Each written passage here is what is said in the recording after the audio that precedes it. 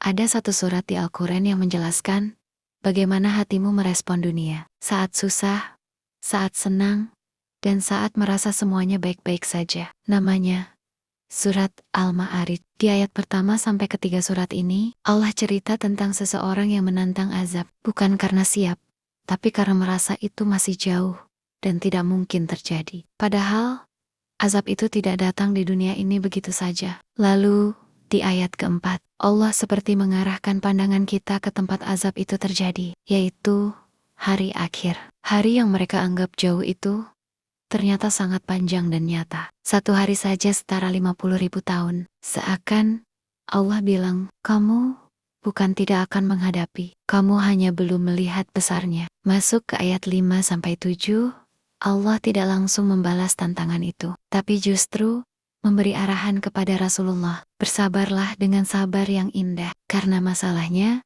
bukan kapan azab datang, tapi apakah manusia siap menghadapinya. Lalu di ayat 8-14, Allah membuka sedikit gambaran hari itu. Langit hancur, gunung beterbangan, dan manusia begitu panik, sampai rela menukar apapun demi selamat. Bahkan orang-orang yang paling dia cintai, di sini mulai terasa, yang dulu dianggap tidak mungkin, ternyata jadi sesuatu yang tidak bisa dihindari. Masuk ke ayat 15-18, Allah menjelaskan siapa yang akan terseret ke dalamnya, mereka yang berpaling dari Allah, dan hidup hanya untuk mengumpulkan harta tanpa peduli. Lalu tiba-tiba di ayat 19-21, Allah seperti membuka akar masalahnya. Ternyata bukan cuma karena mereka menolak kebenaran, tapi karena sifat manusia itu sendiri, suka mengeluh saat susah, dan jadi pelit saat diberi nikmat. Dan di ayat 22-35, Allah kasih harapan ke kita bahwa tidak semua manusia seperti itu. Ada yang berhasil keluar dari sifat itu. Mereka yang menjaga sholatnya, punya kepedulian terhadap sesama,